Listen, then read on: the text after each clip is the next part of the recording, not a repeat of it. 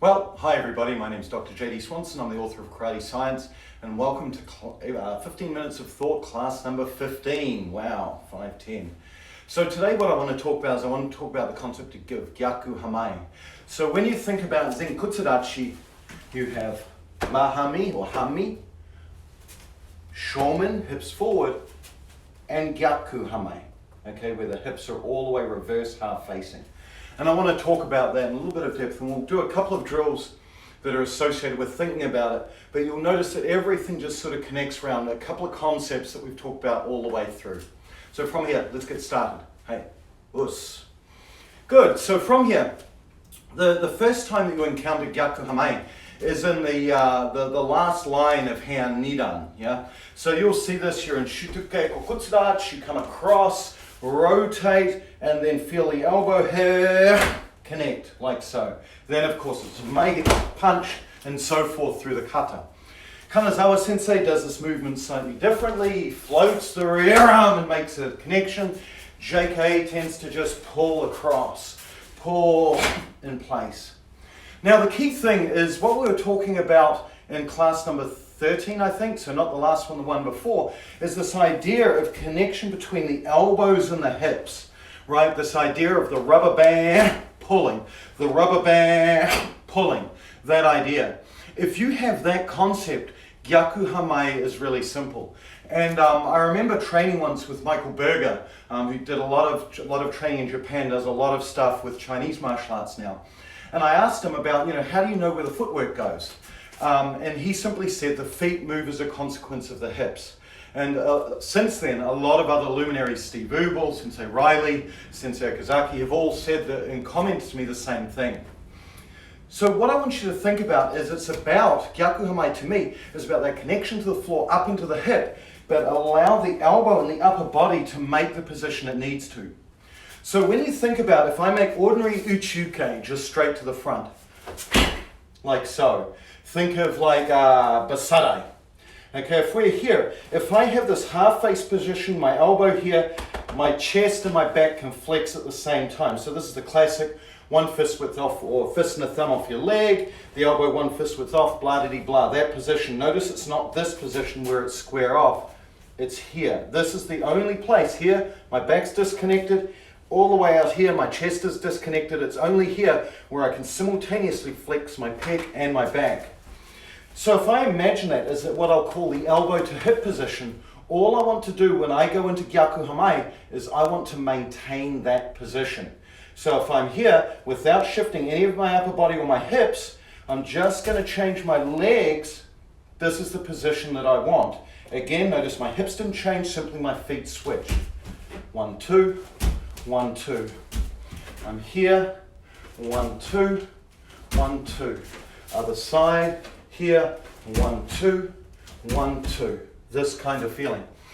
So the other thing as well is remember that you're still in Zen Kutsurachi, you're still in front knee bent stance. So you need to maintain the most of the weight on the front leg with the back leg supporting and pushing. How you get into that depends. If you read the book, Heian Nidan says rotate, keep your feet normal Zen Kutsurachi, and just twist. If you're inflexible like me, what I need to do is I need to shift my feet slightly back. So what we're going to do is we're going to practice that last line of Heian Nidan. So from here I just want it open, twist, and as you go feel the elbow and the hip connect together. And as it moves, feel this, as this hip pushes forward, the front leg, just because I'm not flexible enough to get my hip round, my foot must drag back to allow me to get into this position. The feet move as a consequence of the hips moving. So don't be rushful with this. Just pull, expand, then feel the elastic, this doink feeling that we were working on before. And as it does that, allow the foot to move only as far as it needs to make this the technique that you want. Then we'll carry on with the kata, kick, punch, boom. Then load, feel, I've stretched the elastic, click, doink.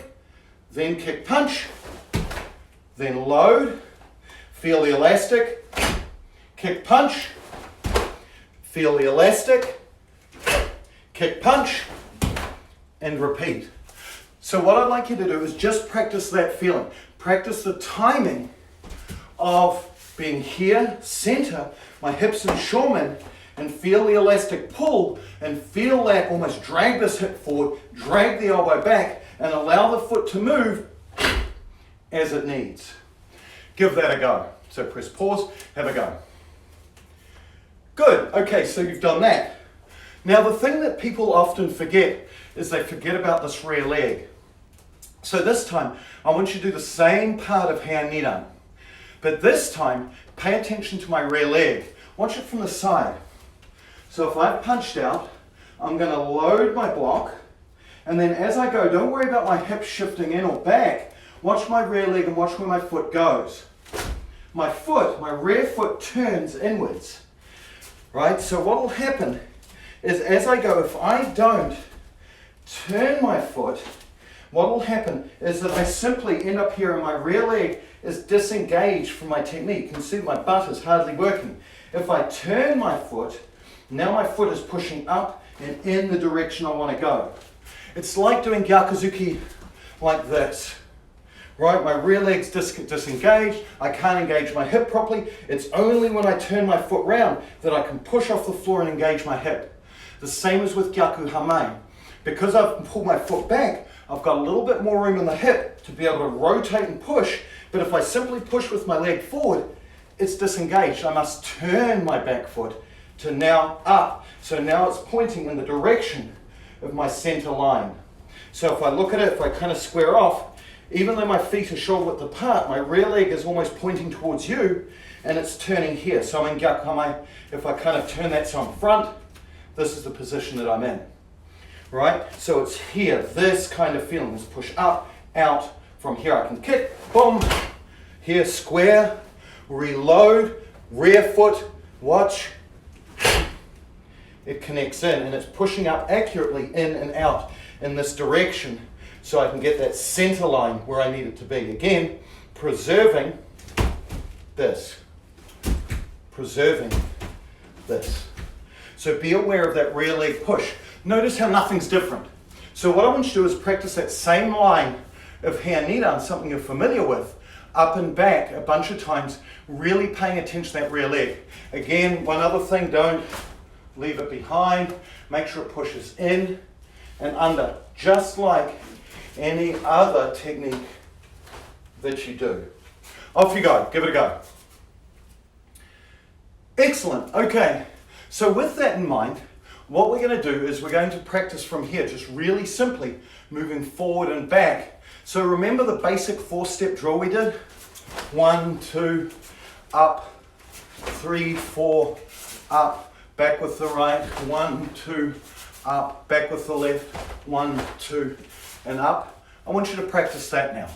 Practice that idea. So from here, instead of you going same leg, same arm, now go Gyaku side. So from here, making Gerambarai, forward with the left, block with the right. So it's here, forward. Notice the rear leg, notice the hip position, notice the load. Again, all the same. From here, either unwind into Gyakuzuki, or if you want to practice and really unwind your hips, Kazamazuki, Gyakuzuki. Your choice. From here, going forward this time with the right, stepping forward, this feeling, unwind, 1, 2, up. Step back with the right, block with the right. Right, place. Feel that tension, feel that push, 1, 2. Then unwind, 1, 2. Then come up. Then the other side, stepping back with the left, block with the left. Then unwind. Good. Then up. So practice 1, 2, 3, 4. Practice all the blocks. Practice Gerambarai. Practice Agyuke. Practice Sotuke. Practice Uchuke. Okay, practice all of the blocks. Shituke. Right? Practice all of them as you go through. So, give that a go. Try getting it through. It's a bit of a brain teaser. But again, pay attention to that connection of the rear leg and how that connects into your body. Give it a go. Very good. Now from here, practice moving forward. 1, 2, 1, 2. So from here, try. So this, we did this in another episode, right? The block, punch, step forward, step back, step back. Now just do a Gyaku Hanmi. So from here, forward with the left, block with the right. 1, 2, 2. Right? This kind of feeling. So practice again, feel. Make sure, connect. Make sure that those are correct and in place. Practice that with all the blocks, up and back. Give it a go. Press pause. Very good. Okay, the next one from here is now thinking about it in Basaidai.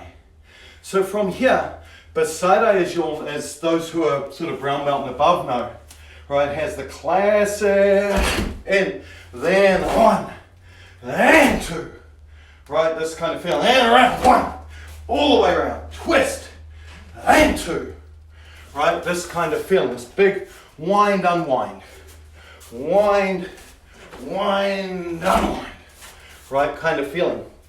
So what I would like you to do is from here, practice the same sort of idea. This time, and we'll do it with Uchuke because it's Basaidai feel. Feel from here, Uchuke, then twist. Then from here, Uchuke, then twist. Then back, Uchuke, then Uchuke. Right, the same feeling. Practice Uchuke, Garamrai, Agyuke, Sotuke, and so forth. Just practicing both blocks. As you feel better, try and get, but don't slop this. Don't start making it where the first block's last. Connect. Right, again, rear leg, front leg. And then as you get better, have the feeling of stringing the two together, but make sure they're discrete. Clip your words. Don't run them all together. Clip your words, don't run them all together. Make sure here, right, 1, 2. 1, 2. This feeling. Put those in place and clip the words very eloquently. Garamrai, Agyuke, Sotuke, Uchuke, or mix the blocks up. Your choice. Press pause, give that a go. Okay, our final drill for today is doing the opposite. This time, step forward with the left, block with the right. I'm going to use Uchuke again just to keep it in Basaidai feel. So now from here, Uchuke. Now unwind the hair, Uchuke. From here, Uchuke, unwind the hip. Right? Uchuke, unwind the hip. Uchuke, unwind the hip. Right? Same sort of feeling. So give that a go. Try that mixing the blocks around. Garamrai, Agyuke, Sotuke, Uchuke. And then also try it with the idea of then sort of mixing blocks up. Garamrai with Uchuke, Agyuke with Uchuke, blah, blah, blah, and so forth. Try that really quickly. Very good. Last one from here. Instead of this time here, may just mix the blocks up. Try Garamrai Uchuke, then twist, Garamrai Uchuke, then twist, this time all the way around. Hand block out, right? You can mix these up any which way you want. Again, that switch between Gyaku Hanmi to Shomen to Hanmi becomes important. You should be able to, almost at will, be able to switch 1, 2, 3, 4, 5. Right, being able to switch across those 3 variations. 1, 2.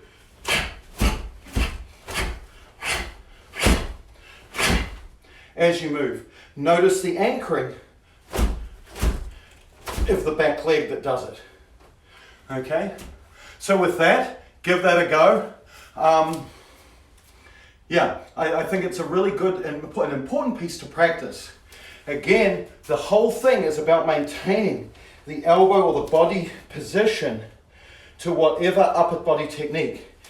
Your hips, elbows need to be connected. Karate is really easy. It only consists of Jodan, elbow position, Chudan, elbow position, or Geidan, elbow position. and then geidan, chudan, jodan. There's some exceptions, yeah? But when you think about it at its essence, 1, 2, 3, 4, 5, and that's it. And so keeping this particular, and those positions are kept for a reason because they maximize the ability to flex your pectoralis and your chest towards something in front of you, right? So all you need to do is imagine that those are like, almost like if you imagine you're rolling a marble and there's holes in the ground. Click, oh, I'm stuck. Click, oh, I'm stuck. Oh, click, oh, I'm stuck. So when you're here, imagine you're teetering and then you click, fall into the hole. You fall into the hole. You fall into the hole. You fall into the hole, right? Imagine that that's your body. So as you move, your feet and the stances that you've trained in so long are the holes, are the connection points. Allow your body to fall into those, and which stance you fall into depends on where your hip to elbow is and the technique that you're throwing. Almost too easy, right? So with that, have an awesome day. Can't wait to talk to you again. We have a class on Sunday. Hope to see some of you there. And other than that, have a wonderful weekend. It's Friday here, and I'll talk to you soon. Hey, us. Thank you.